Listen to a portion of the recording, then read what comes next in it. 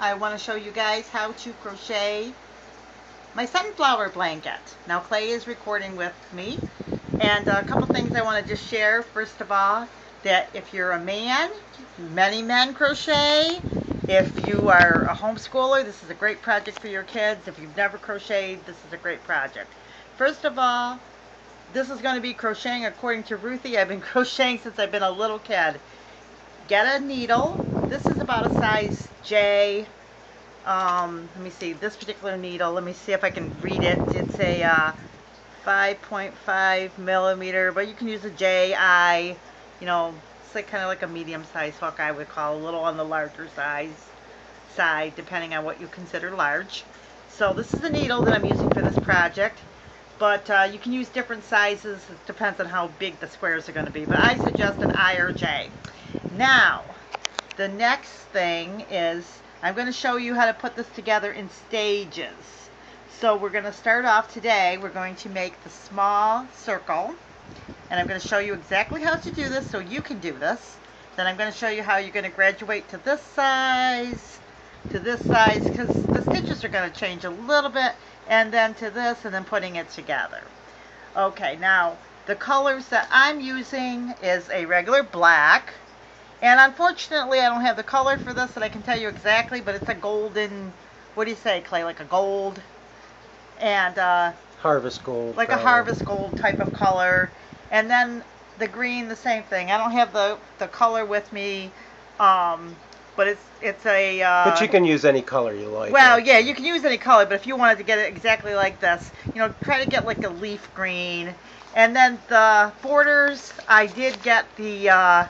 buff at it's the red heart, and then I have the warm brown. I would suggest using these colors because it's kind of like a fall. This is a fall look, you know what I mean? You can always change up granny squares. Okay, now getting to the beginning of how to do this. Now this is crocheting according to Ruthie. Everybody has their reasoning, and I'm going to show you why I crochet the way I do. I've had blankets fall apart before, and it's not fun after you do a lot of work to go back and do repair work to fix them. So I always use knots. I went to the other method where you work it in, and I just had too many blankets fall apart, and I said I'm going back to knotting like I did when I was a kid. So I've been doing this method. So first of all, we're going to make what we call a magic ring. So what you're going to do is you're just going to chain 6. 1, 2, this is how you chain. 3, you just put the yarn underneath, flip it over. 4, 5, 6. Then you turn around and put your needle back into the first hole, connect them, and you have a ring. Now I'm going to make 12 double crochets. Wrap them. This is how you do a double crochet. But before I do the first double crochet, 3 chains, 1, 2, 3, count as a double crochet. So usually your first stitch you'll do that 3 chains. Now to learn how to double crochet, wrap the yarn around, you go into the hole once, pull down, you wrap yarn around, pull off 2, and then you pull off 2 more. Now you can rewind that to see that double crochet again. And so we're going to do this. I've got 1, 2, and so we're going to do this 12 times total. 1, 2, okay, 3, 4, oops, 4, 5, 6, oops,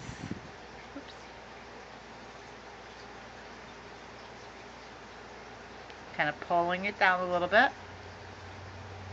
7, 8, 9, 9, 10,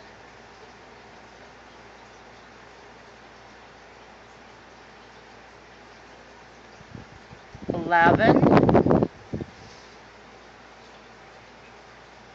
Now before I do the 12th stitch, I'm going to show you a trick. And now I already did this. I measured how much yarn for me the last stitch is going to make. So what I'm going to do, because I like to do knots, is I'm going to pull this up to the edge of my needle, go down to the bottom, give myself a little bit of a slack. It's a little bit, goes up a little bit. So for me on my needle, that's about how much I need for one stitch. So then I'm going to take my scissors and I'm going to clip. And I'm going to add the next color.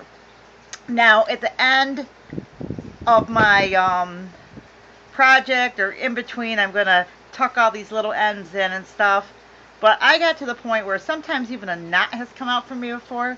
So I even like to double knot. I know some people might think this is terrible, but you know what? I don't like projects coming apart. So, and there's a good and a bad side to these, so it doesn't really matter. So now I'm going to connect it to that first stitch. Oh wait, I'm sorry. You're on the 12th stitch. I'm on the 12th stitch. Okay, we're going to do 12s. Clay caught me there. And I'll probably have a little bit of slack. And I'm going to tell you what you do if you run into this, which is what I just had. I do this. I just wrap it around the extra. And I'll tell you why. You that have been crocheting are going to like some of these tips. Because what you want to come out is in the end, you want just that new color coming out. So this is coming out. Just the gold's going to be there for the next line. Okay? So, and there's plenty of videos too online to show you how to make magic rings and stuff. Now we're going to start the next row. This is going to be the color for the flower. So you're going to do, remember I said 3 equals 1 double crochet? 1, 2, 3. Now what I'm going to do, and I'm going to show you on here how it's going to look at the end. Or not, there's still a black border at the very end, but there's a black border. But you're going to be doing 3 between every other stitch, and it's going to create the flower. So here I go. I got 1 in the same hole. You're going to do 3. 1, and this entire pattern is all double crochet. And it might look a little funky in the middle, but you're going to be able to get it right, you know. So see, I'm going to skip 1 stitch. I'm going to go in that hole again, exact same hole, 3 times.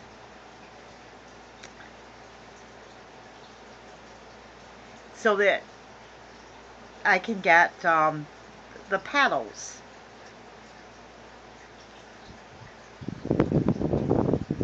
And there's no adding stitches or anything, it's just every other one. And it moves pretty quick when you're working on it.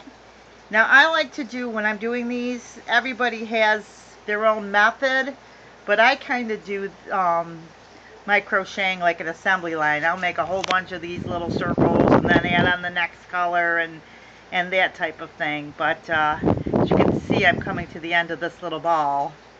But for this particular project, if I want to make this all just this pattern, I'm going to need 54 squares, 6 across, and then I believe it's 7 rows down. You can do the math. So that's it's going to be 54 squares, but this is a great project to put in the car, take along with you. And so basically you got the basics. You can see how that's done. You can rewind the video, and you're going to end up with a beautiful sunflower blanket for the fall.